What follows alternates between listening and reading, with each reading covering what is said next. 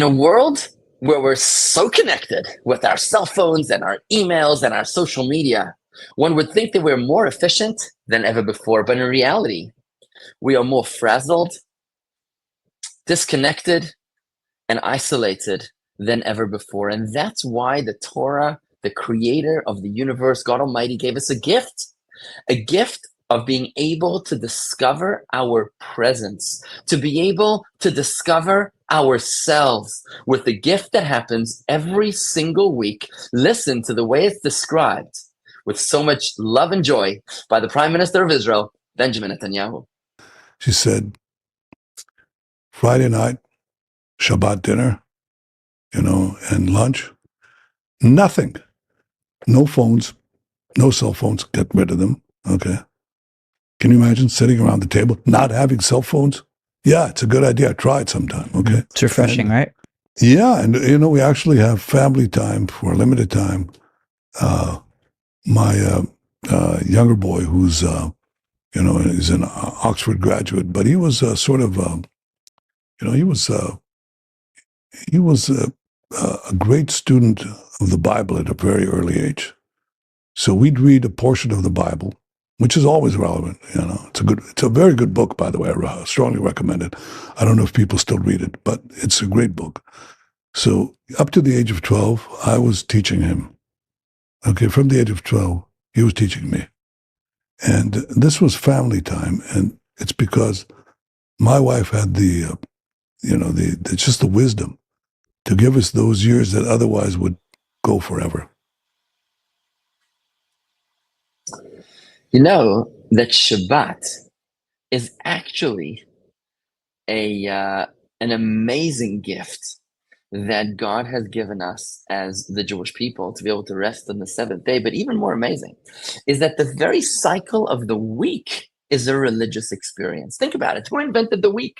Who invented the 7-day cycle? It was in the book of Genesis when God created the world in 6 days, and on the seventh day he rested, which is why every time that we rest on the Shabbat, we are testifying, we're acting as testimony to the fact that God created the world in 6 days and rested on the seventh. It's an awesome experience to think about the week, something as foundational, as systemic as the week being a testimony to the fact that God created the world in 6 days and rested on the seventh. But how much character it requires for us to rest on the seventh day. Imagine a friend invites you to a game that you can't refuse, or maybe a client or a business associate asks you to participate in some sort of a meeting that clashes with your values, with Shabbos.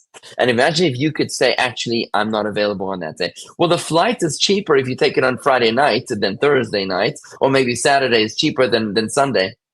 When a Jew says, I don't have any availability, I am already pre-booked for the 25 hours from sundown on Friday to nightfall on Saturday night, you are making a profound testimony, a profound declaration of faith, saying my values are clear. I believe in God. God is one, and God comes before anything. So when you put God before your business, what you're saying is that even my business is essentially subservient to God. God is the source of all blessing. And therefore, by making sure to delay your vacations or your business associations or other experiences to design them around the Shabbos, what it means is that you're infusing holiness.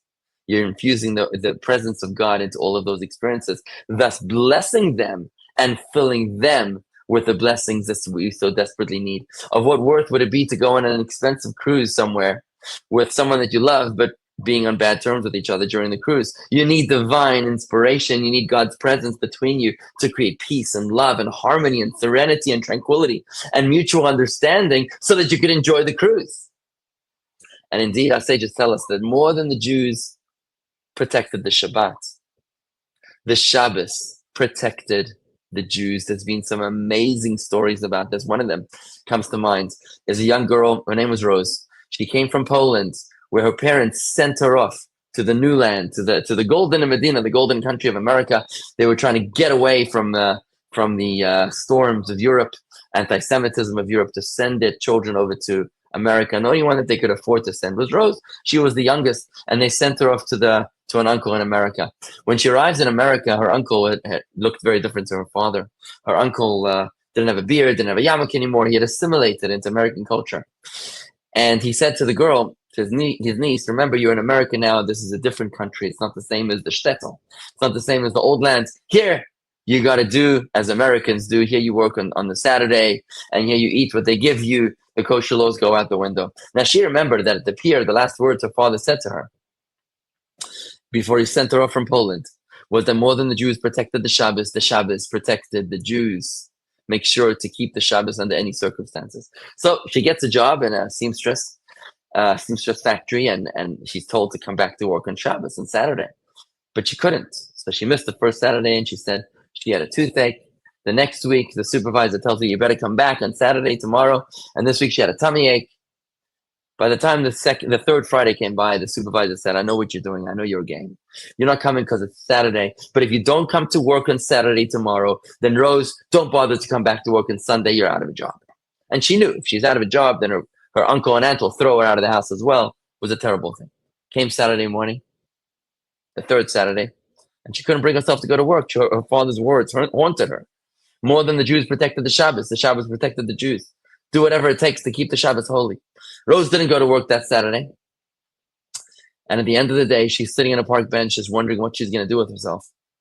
Her cousin comes running towards her and says, Rose, are you okay? Rose, are you okay? It turned out that there was a terrible fire that day. The infamous Triangle Shirtwaist factory fire took place that day in the very factory where she worked. The doors were locked. Many of the workers were killed in the fire. Tragic event. But how amazing it is that it was in the merit of the Shabbos, of not working on that fateful Saturday, that her life was spared. This is a gift. The Shabbos is a gift to us. It's not an obligation alone. It is actually a gift of sanity, a gift of presence, of tranquility, of peace, and a gift that draws extraordinary blessings overflowing into every part of our lives.